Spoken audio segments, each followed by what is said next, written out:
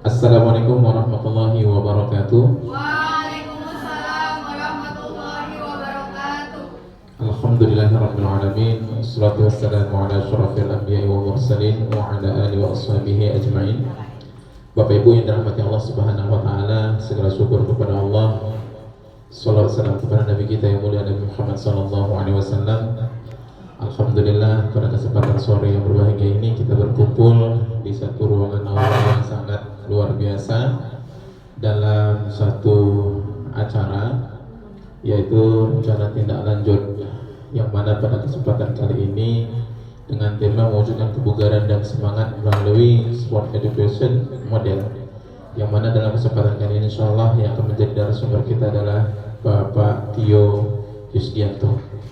Namun sebelumnya hormat kami kepada Bapak Kepala Sekolah yang juga sudah membersamai kita pada kesempatan sore yang berbahagia ini, dan terima kasih sebesar-besarnya juga pada seluruh Dewan Guru yang sudah hadir juga pada kesempatan yang berbahagia ini. Dan tentunya kita harapkan nanti partisipasi dari seluruh peserta agar kegiatan ini berjalan dengan baik. Namun sebelum itu mari sama-sama kita membuka untuk mengucapkan lafaz basmalah. Bismillahirrahmanirrahim. Selanjutnya kami serahkan kepada Bapak narasumber yang mana pada kesempatan ini adalah Bapak Tio Yusdianto selaku guru olahraga. Kepada beliau majelis kami persilakan.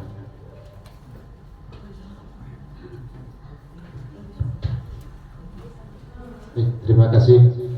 Sebelumnya Assalamualaikum warahmatullahi wabarakatuh. Waalaikumsalam warahmatullahi wabarakatuh. Ya. Pertama-tama marilah kita panjatkan puja dan rasa syukur kehadirat Allah SWT yang senantiasa memberikan rahmat dan kesehatan kepada kita semua, sehingga kita bisa berkumpul di ruangan ini dalam keadaan sehat tanpa kurang satu apapun. Baik, yang terhormat Bapak Kepala Sekolah dan yang terhormat seluruh Dewan Guru di Sekolah Islam Nabilah di SMP, khususnya di SMP. Mohon maaf sebelumnya, di sini bukan maksud saya untuk menggurui Bapak Ibu semua, karena Bapak Ibu semua lebih hebat daripada saya. Di sini saya ingin menjelaskan yaitu tentang RTL, itu rencana tidak lanjut, yang mencakup senam bersama SMP Islam Nabilah, itu mewujudkan kebugaran dan semangat melalui sport education model atau SEM. Kenapa saya mengambil SEM, bukan yang lain atau BBL dan semacamnya? Kenapa saya ambil SEM? Karena menurut saya pembelajaran SEM ini lebih cocok untuk pendidikan olahraga di sekolah. Jadi kita lanjut ya Bapak Ibu. Nah, sini ada latar belakang, yaitu yang pertama ada konteks pendidikan. Dalam kurikulum Merdeka terdapat fokus pada pengembangan kompetensi dan karakter siswa secara menyeluruh, termasuk aspek jasmani, rohani, dan sosial. Kemudian pentingnya senam berirama. Kenapa? Karena senam berirama sebagai salah satu cabang olahraga yang menggabungkan unsur gerakan tubuh yang mencakup seluruh tubuh dari kepala sampai ke kaki. Kemudian ritme, musik, dan kreativitas sangat sesuai dengan tujuan pengembangan fisik dan seni. Kemudian tujuan program. Nah, di sini ada tujuan program. Yang pertama itu ada empat tujuan program. Yang pertama itu meningkatkan pemahaman siswa. membekali siswa dengan pengetahuan dan keterampilan dasar senam berirama yang seimbang antara unsur fisik dan seni. Karena senam berirama ini menggabungkan antara fisik, ya, antara kekuatan fisik dan seni. Kenapa saya bilang seperti itu? Fisik. Nah, di situ mereka menggerakkan seluruh tubuhnya. Seninya di mana? Di situ mereka menggabungkan antara gerakan tubuh yang mereka lakukan tadi, itu ada yang berupa tarian, ada tariannya juga, semacam tarian. Nah, itulah. Terus yang kedua yaitu pengembangan karakter. Karena senam berirama ini ada juga untuk pengembangan karakternya. Jadi mengajarkan disiplin yang pertama. Yang kedua, kerjasama, kreativitas dalam berlatih dan berkompetisi. Ya. Kenapa pengembangan karakter? Nah, itu mengajarkan disiplin karena mereka harus disiplin. Ya, ketika mereka melakukan kegiatan senam berirama. Yang kemudian kerjasama. Kalau mereka tidak menjalin kerjasama ketika melakukan kegiatan senam berirama, akan terlihat sangat jelek. Ada nanti beberapa anak peserta kita itu melambaikan tangan kanan, ada yang melambaikan kaki kiri, atau yang melakukan gerakan lain. Nah, itu kan tidak sesuai. Jadi diperlukan kerjasama agar apa yang kita lakukan atau yang kita gerakkan itu sama semua, selaras. Kemudian implementasi SEM. Mengoptimalkan penggunaan sumber daya yang ada untuk mendukung pembelajaran senam berirama dengan cara efisien dan efektif. Nah, implementasi SEM. Kenapa? Ada apa dengan implementasi SEM? Nah, SEM adalah Sport Education Model. Karena SEM ini mengajarkan kepada peserta didik itu untuk aktif semua, mencakup semua di situ. Misalkan ketika kita memasukkan pembelajaran senam atau pembelajaran yang lain atau permainan sepak bola atau apa, ya kan, bisa juga dimasukkan pembelajaran yang bahasa Indonesia, bahasa Inggris juga bisa. Karena SEM ini membentuk kepribadian. Nah, seorang peserta didik itu di situ kita semua berperan aktif. Misalkan ini ada yang suka menjadi seorang pemimpin, berarti di situ nanti dia akan menjadi ketua umumnya, ketua umum. Terus kemudian ada yang menjadi seorang pemain. Terus ada lagi yang mereka suka hobinya berbicara. Nah, mereka bisa diaplikasikan menjadi pembawa acara.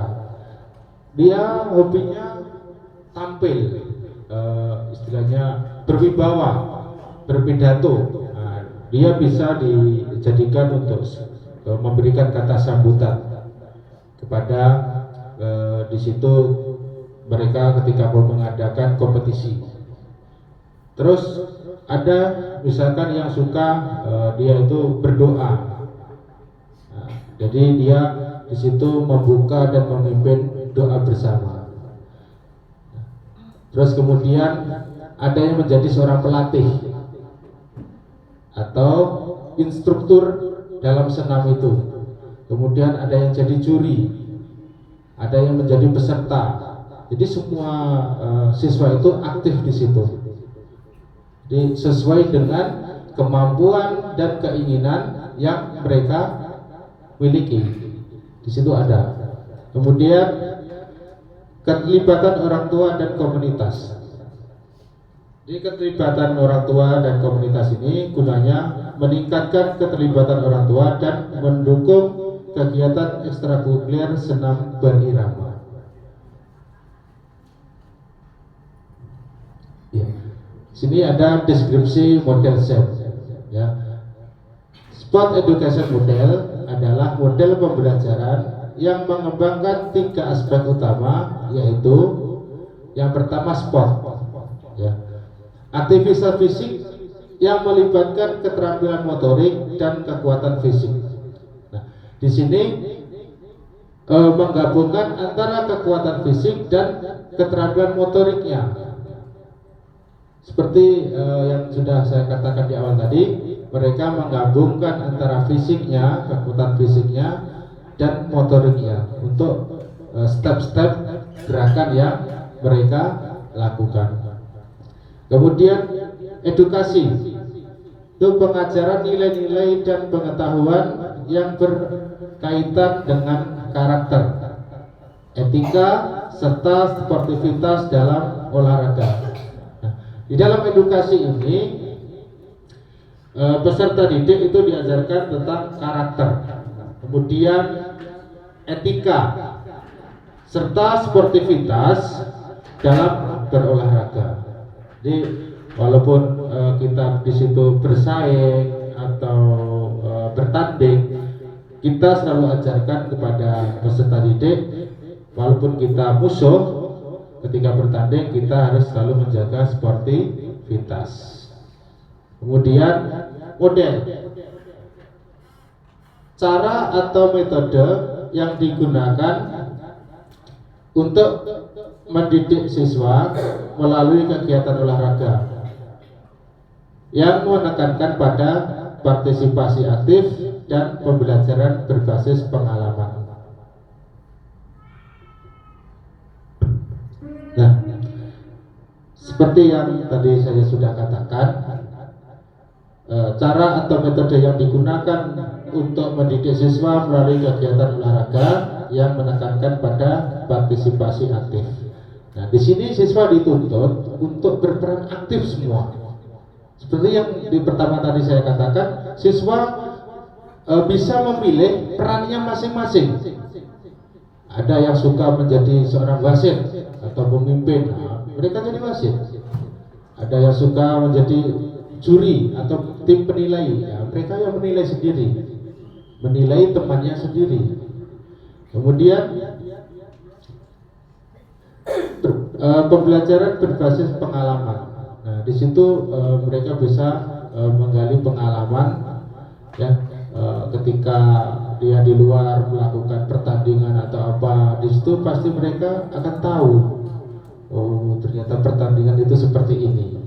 Oh, pembelajaran yang yang model itu seperti ini. Kemudian dalam konteks kurikulum merdeka, model ini memberikan kebebasan bagi siswa untuk memilih jenis olahraga yang mereka minati, sekaligus mengeksplorasi nilai-nilai edukatif yang terkandung di dalamnya. Jadi mereka bisa memilih apa yang mereka senangi. Ya, seperti contoh kemarin sudah saya lakukan juga, ketika saya menyampaikan tujuan pembelajarannya apa, kemudian apa yang harus kita capai dalam pembelajaran ini. Misalkan dalam kemarin itu saya contoh sepak bola. Nah, sepak bola itu kan banyak.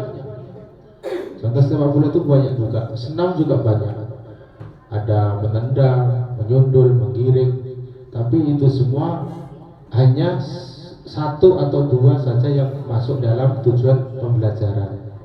Tapi pembelajaran kita menyeluruh. Bisa mereka sambil bermain olahraga, sambil bermain sepak bola.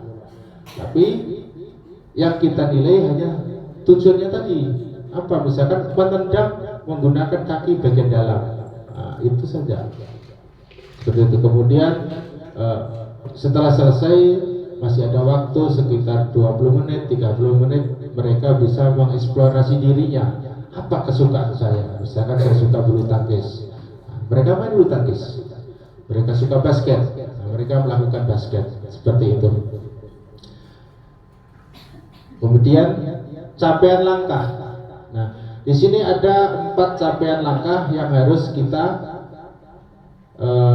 capai. Yang pertama, capaian kompetensi. Siswa dapat menguasai teknik dasar senam berirama dengan benar dan mampu menggabungkan gerakan dengan ritme musik.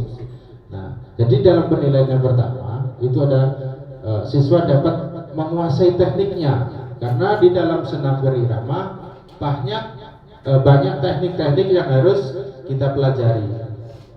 Kemudian siswa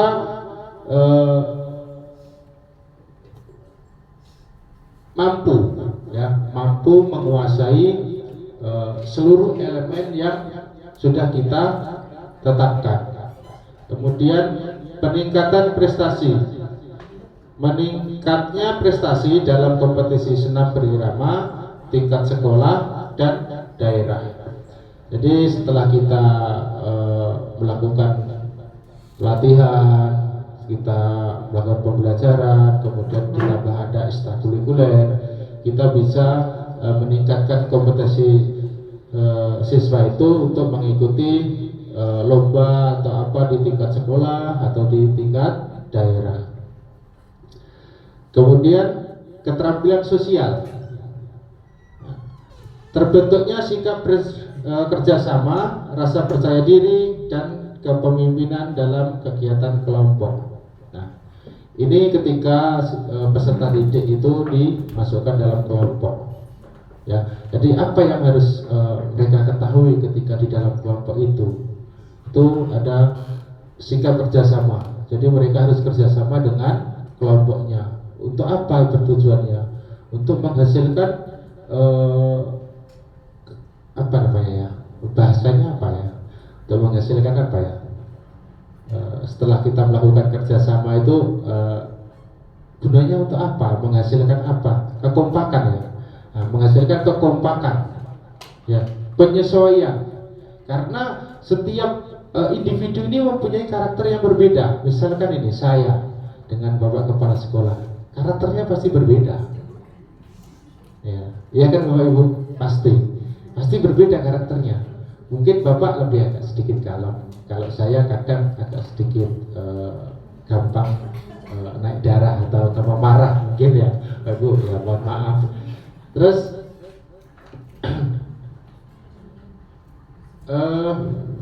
lanjut, peningkatan kesehatan fisik. Nah, karena senam berirama ini bisa juga untuk peningkatan kesehatan fisik, yaitu meningkatnya tingkat kebugaran dan kesehatan siswa secara keseluruhan.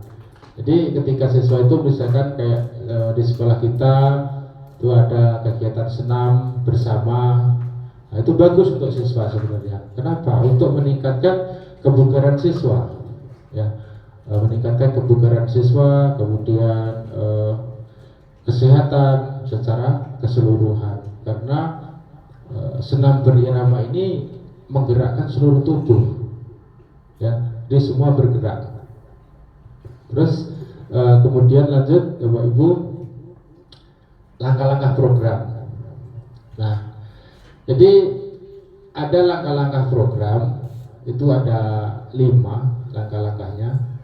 Itu ada 5. Yang pertama, perencanaan program. Kenapa harus ada perencanaan program? Jadi merancang materi pembelajaran senam berirama berdasarkan standar kurikulum dan kebutuhan siswa. Karena di sekolah kita ini sudah ada standar kurikulumnya. Betul kan, Bu, kurikulum? Nah, ini Bu, kurikulum kita. Mana? Oh itu ya. Jadi kita menyusun atau merancang materi pembelajarannya itu harus sesuai dengan standar kurikulum yang ada. Jadi misalkan tingkat standar kurikulumnya itu tinggi atau mencapai 80% atau 85. Jadi kita harus tingkat kesulitan dalam materi senam berirama itu yang tinggi, misalkan yang dinilai kelincahannya, goyangannya, atau tingkat kesulitannya dalam melakukan gerakan itu, ya kan? Nah, seperti itu Bapak Ibu. Kemudian yang kedua itu ada pelatihan dan pengembangan. Pelatihan untuk guru dan pelatih mengenai teknik mengajarkan senam berirama dengan pendekatan yang tepat. Jadi sebelum kita itu melakukan pembelajaran terhadap peserta didik, Nah, mungkin kita sebagai guru, sebagai pengajar itu harus melakukan pelatihan, ya, melakukan pelatihan. Kenapa? Supaya ketika kita memberikan materi apa yang mau kita sampaikan itu kita bisa. Jadi tidak hanya cukup kita hanya berdiri, kita ngomong, nah silakan ini dikerjakan, nah silakan lakukan ini. Tapi kita sendiri tidak bisa. Kayak saya contohnya, nah ayo kita senam. Tapi saya sendiri tidak bisa. Nah, disitulah saya melibatkan teman-teman semua atau guru-guru semua. Saya melibatkan itu semua. Banyak yang saya libatkan. Ada kesenian, di situ ada guru kesenian. Nah, secara otomatis saya berpikir kalau dia guru kesenian pasti dia bisa melakukan tarian-tarian itu. Nah, tinggal kita menggabungkan di situ. Kita saling berkolaborasi sesama rekan sejawat kita. Karena tidak mungkin hanya saya saja mampu untuk melakukan pembelajaran itu. Saya perlu bantuan dari rekan-rekan sejawat saya, semua guru-guru yang ada di SMP Islam Nabila. Terus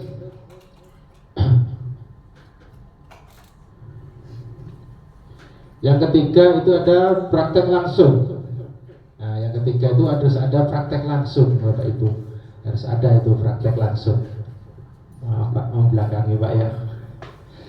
Jadi melakukan latihan rutin dengan melibatkan siswa dalam kegiatan yang menyenangkan dan mendidik. Nah, itu yang wajib.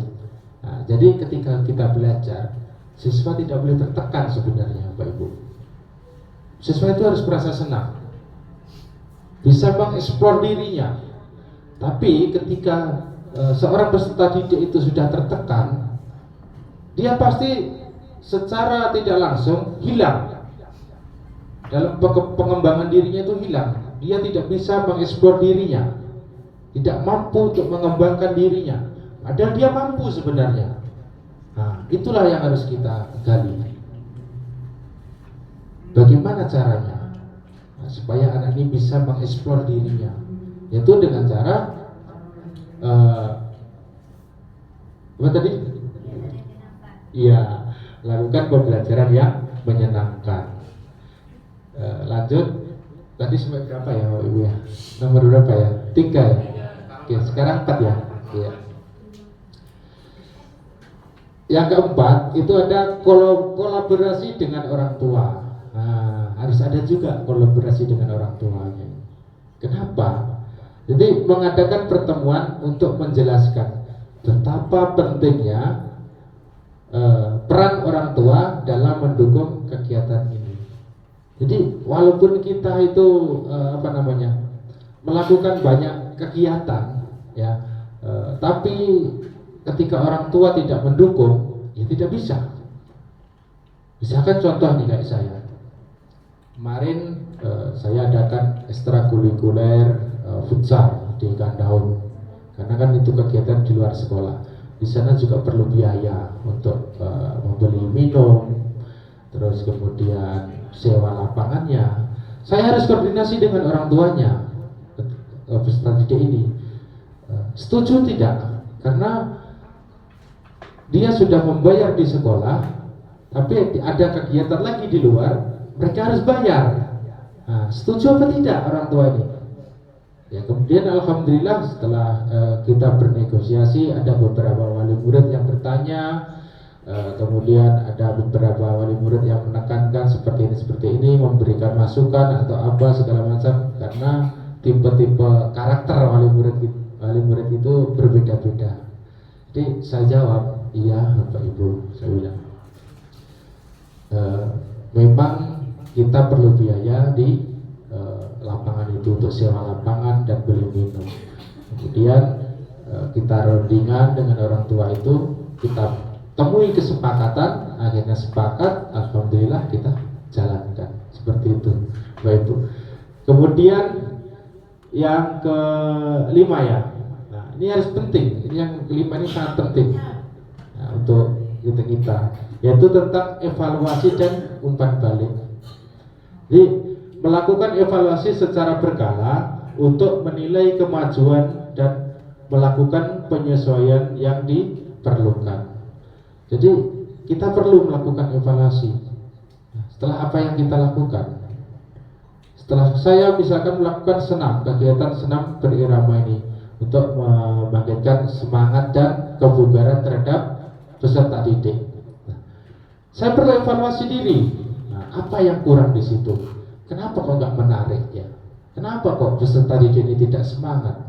Terus kemudian kenapa rekan-rekan saya atau rekan sejawat saya sesama pendidik atau guru di sekolah juga kurang semangat atau kurang antusias dalam melakukan senam ini? Nah, saya di situ juga melakukan evaluasi dan saya juga meminta umpan balik dari para peserta. Apa maunya? Kenapa nak kok tidak semangat ketika kita melakukan senam? Akhirnya ketemu sedikit demi sedikit. Ternyata bosan, teacher, malas, senamnya nggak enak. Terus apa maunya? Yang ada musiknya, teacher. Yang ada musik kan kita senam prima ada musiknya. Iya, tapi harus ada lagunya katanya. Yang ada lagunya. Kemudian kemarin saya coba senam apa namanya itu, poco-poco. Ya, mereka suka juga. Entah suka mereka itu cuma bermain dorong-dorongan atau mereka betul-betul suka untuk menghayati. Ya, itu yang perlu kita evaluasi di situ. Oke, kita lanjutkan. Nah, struktur program di sini ada 4 tahap. Ya, 4 tahap tentang struktur program. Yang pertama persiapan. Nah, harus ada persiapan. Sosialisasi kepada guru dan orang tua, penyusunan materi ajar, dan pemilihan alat dan bahan pembelajaran. Jadi setelah kita melakukan persiapan tadi, kita ada struktur program, yaitu untuk bersosialisasi dulu kepada guru-guru yang lain, kemudian dengan orang tua, kemudian menyusun materi ajarnya, kemudian pemilihan alat dan bahan. Yang kedua itu tentang pelaksanaannya, itu pembelajaran di kelas, latihan fisik, serta penerapan SEM untuk pengelolaan sumber dayanya. Terus yang ketiga ada evaluasi, yaitu ujian praktikum, evaluasi hasil belajar, dan pemberian umpan balik kepada siswa. Kemudian tahap yang keempat yaitu tentang pengembangan, itu penyempurnaan program dan perencanaan untuk kegiatan selanjutnya, misalnya kompetisi atau pertunjukan. Nah, setelah kita melakukan latihan, itu kita harus ada pengembangannya, mau dibawa kemana arahnya, ya kan? Misalkan kita membuat pertunjukan di halaman sekolah, itu sudah bisa. Atau kita bawa ke tingkat perlombaan juga bisa, seperti itu ya Bapak Ibu. Kemudian lanjut, karena waktunya juga terbatas, di pernyataan kapasitas. Nah, di sini ada pernyataan kapasitas di sekolah. Itu yang pertama ada sumber daya manusia. Jadi tenaga pengajar yang terlatih dan berkompeten dalam bidang olahraga dan seni, serta adanya pelatih khusus senam berirama. Jadi selain guru olahraga di situ, itu harus ada yang terlibat yang berkompeten dalam bidang olahraga, yang apa namanya, pelatih khusus instruktur senam di situ. Kemudian di situ ada guru seni, terus ada pembantu-pembantu lain yang bisa mendorong peserta didik itu untuk berlatih dengan betul. Kemudian ada fasilitas. Nah, ada fasilitas. Itu ruang olahraga yang memadai, ya. Harus ada ruang olahraga yang memadai. Kemudian alat senam yang cukup. karena senam berirama ini banyak alatnya. Kalau kita rinci, alatnya banyak. Kemudian perangkat multimedia untuk mendukung pembelajaran berbasis teknologi. Karena dalam pembelajaran kurikulum Merdeka ini anak bisa melihat misalkan mereka mengambil senam itu dari YouTube misalkan, menirukan, atau mereka bisa mengambil musiknya dari Google atau dari apapun, kemudian digerakkan sendiri, diisi dengan gerakan-gerakan sendiri, itu juga bisa. Kemudian keterlibatan orang tua dan komunitas. Jadi dukungan orang tua dan masyarakat sekitar yang memiliki minat terhadap kegiatan senam berirama. Jadi kita harus melibatkan juga ada orang tua, terus kemudian ada komunitas. Misalkan komunitas ini ada nih Kombes nih, Kombes kita nih, kita bisa ikut juga di situ. Kemudian di sekitar kita kan ada nih tokoh-tokoh masyarakat kayak IBPL, bisa kita di situ berkolaborasi, bisa juga seperti itu. Kemudian lanjut rencana evaluasi. Nah, di sini harus ada rencana evaluasinya. Itu yang pertama, evaluasi formatif. Nah, penilaian dilakukan secara berkala selama proses pembelajaran melalui tugas individu atau kelompok, observasi langsung, dan penilaian keterampilan praktis. Itu yang evaluasi formatif. Kemudian yang evaluasi sumatif, itu ada ujian akhir berupa unjuk keterampilan senam berirama secara individu atau kelompok di hadapan juri. Nah itu, jadi peserta didik yang kita nilai itu adalah mereka bisa mempraktekkan juga. Terus penilaian kualitatif, ya, ini penilaian kualitatifnya yaitu observasi tentang perkembangan karakter siswa yang pertama. Yang kedua seperti kerjasama, terus kreativitasnya, jadi kerjasama dalam kelompoknya itu bagaimana, bagus nggak, sesuai yang diharapkan nggak. Nah, atau mereka walaupun kelompok kerjanya individu atau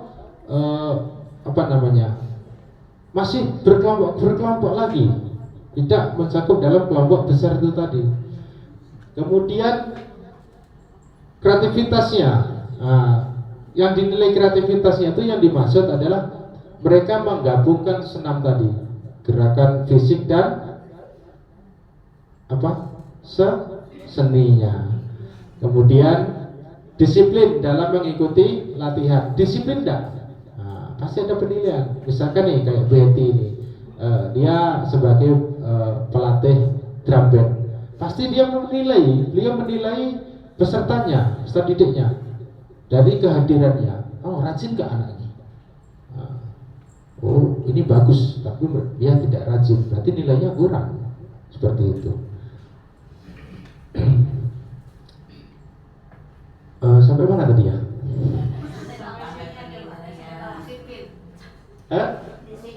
Disiplin. Oke ya. Lanjut Bapak Ibu. Ya. Oke. Oh ya, nggak ada kopi ya? Boleh Bu sambil dicemil cemilannya atau minumannya boleh. Oke. Kemungkinan tantangan. Nah, di sini ada kemungkinan tantangan yang harus kita hadapi, Bapak Ibu. Yang pertama itu adalah keterbatasan waktu. Ya. Pembelajaran senam berirama itu membutuhkan waktu yang cukup lama untuk penguasaan teknik, sinkronisasi gerakan dengan musik. Ya, jadi pasti lama. Nggak mungkin ini peserta didik ini ketika musik diputar mereka langsung bisa menggabungkan gerakannya menyesuaikan dengan musik itu, pasti tidak mungkin. Pasti perlu waktu, entah 1 hari, 2 hari, 3 hari, bahkan bisa 1 bulan. Kalau saya bisa setahun itu. Iya, jujur saja Bapak Ibu. Kalau saya mungkin bisa setahun itu untuk mempelajari itu semua. Kemudian yang kedua ada sumber daya. sumber daya terbatas. Nah, terbatasnya alat dan fasilitas pendukung yang dapat menghambat kelancaran pembelajaran. Nah, seperti itu. Nah, kadang ada sekolah yang tidak mempunyai fokus, tidak ada listrik. Nah, itu bisa juga menghambat, karena senam berirama ini perlu membutuhkan satu sound system pasti, komputer atau laptop itu pasti, proyektor, nah, itu pasti juga sebenarnya.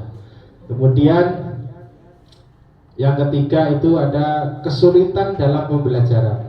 Nah, ini ada kesulitan dalam pembelajaran.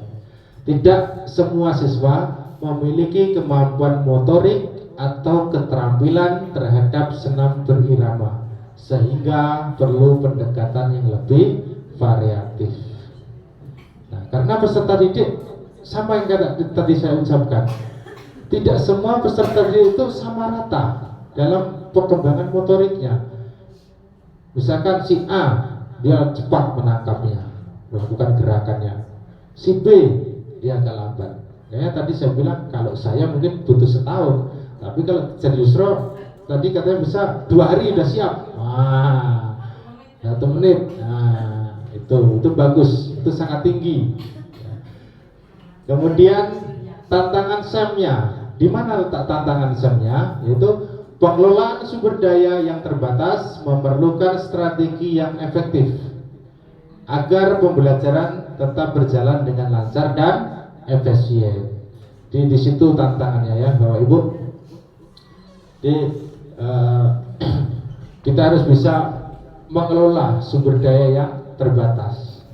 Kemudian lanjut lagi, kesimpulan.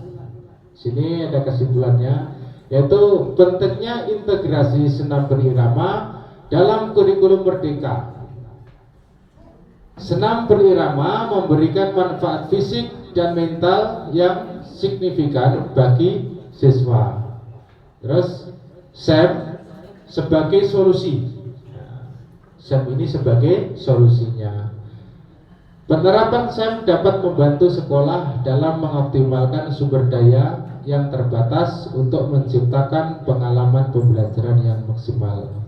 Karena misalkan sekolah tidak bisa membayar instruktur senam, kita bisa memanfaatkan peserta didik yang mampu atau yang sudah bisa menguasai senam berirama. Di situ mereka disuruh menjadi instrukturnya untuk mengajarkan kepada teman-temannya atau rekan-rekannya, seperti itu.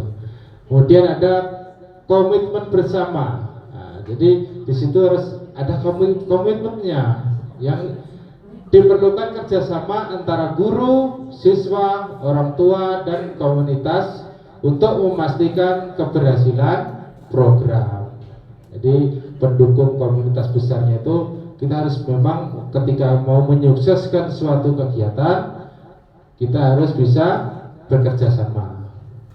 Ya, jadi sampai di sini pemaparan tentang RTL saya, Bapak Ibu. Jadi terima kasih atas perhatian dan dukungannya. Mari bersama-sama kita mewujudkan pendidikan yang lebih merdeka dan berkualitas. Terima kasih Bapak Ibu. Kemudian saya minta saran dan tanggapannya. Silakan Bapak Ibu.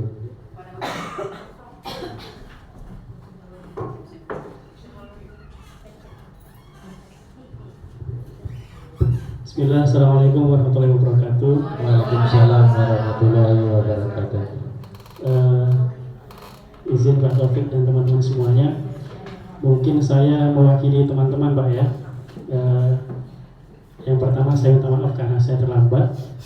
Yang kedua saya mau penjelasan Pak yang di slide di program tadi, coba Pak, yang di program.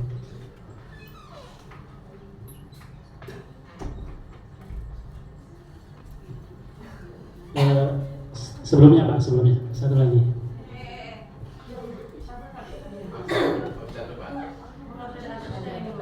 Ya, di sini Bapak tadi sudah jelaskan Pak ya, sudah sangat jelas. Namun ada beberapa yang saya tanyakan di sini Pak ya. Di sini ada langkah-langkah program Pak ya. Yang pertama Bapak sudah menjelaskan perencanaan program, kemudian juga pelatihan dan pengembangan. Ada juga yang ketiga praktek langsung, kolaborasi dengan orang tua, yang terakhir evaluasi dan umpan balik. Yang saya tanyakan Pak, tadi Bapak sudah menyampaikan bahwasanya anak-anak itu tidak boleh tertekan, begitu Pak ya. Jadi anak-anak tidak boleh tertekan. Artinya kalau anak-anak tidak boleh tertekan, itu harusnya ada kolaborasi. Harus ada kolaborasi antara kita sebagai guru dengan anak. Kemudian kembali ke poin yang keempat Pak, di situ ada kolaborasi dengan orang tua. Kenapa Pak Tio di situ tidak dituliskan juga kolaborasi dengan murid atau siswa? Siap. Karena ini sebuah program yang baik, program yang bagus itu ada 3 syarat Pak Tio, setahu saya, nanti mau dikoreksi. Di situ ada voice, ada suara siswa. Artinya program tersebut harus memancing suara siswa. Contohnya program senam, bagaimana di situ ada suara siswa, kita tanya siswa tersebut. Itu voice atau suara siswa, artinya program senam berarti kita munculkan gagasan-gagasan dari murid tersebut gitu. Senamnya seperti apa nak gitu. Contohnya Pak ya, agar mereka bersuara, itu mereka mengeluarkan gagasan atau pendapat-pendapat. Kemudian yang kedua, program tersebut harus ada choice ya, atau ada pilihan ya. Jadi kalau dalam program senam, kita kasih pilihan ke mereka. Katanya kita tidak boleh menekan siswa. Anak-anak, senam ini banyak. Kalian mau senamnya seperti apa? Ada iramanya atau enggak, ada lagunya atau enggak, begitu. Ini yang dimaksud dengan choice. Yang ketiga, sebuah program yang bagus itu harus ada ownership ya katanya, atau kepemilikan. Artinya program itu dikolaborasikan dengan siswa, siswa bertanggung jawab atas program tersebut.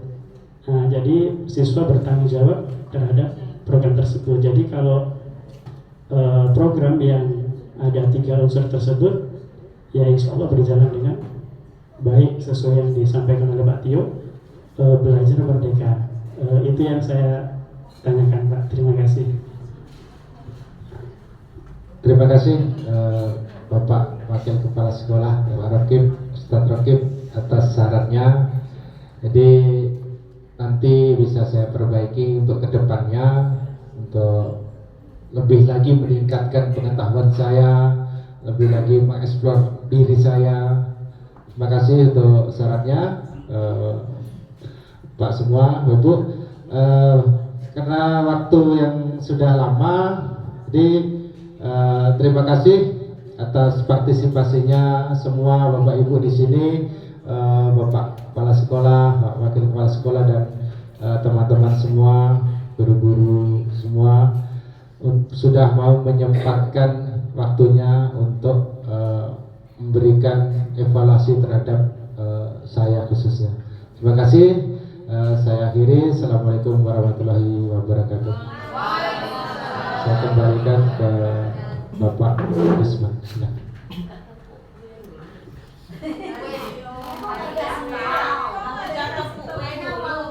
Oke, baik, beri tepuk tangan yang semangat untuk narasumber kita. Dan tentunya terima kasih banyak untuk narasumber Pak Tio yang sudah menyampaikan paparan tentang apa tadi Pak? RTL ya, rencana tindak lanjut tadi Pak ya. Dan tentunya terima kasih kepada Dewan Guru, terus kepada Pak Kepala Sekolah yang guru-guru sudah ikut berpartisipasi. Terima kasih. Kita sudah mengucapkan lafaz hamdalah. Alhamdulillahirabbil alamin. Assalamualaikum warahmatullahi wabarakatuh.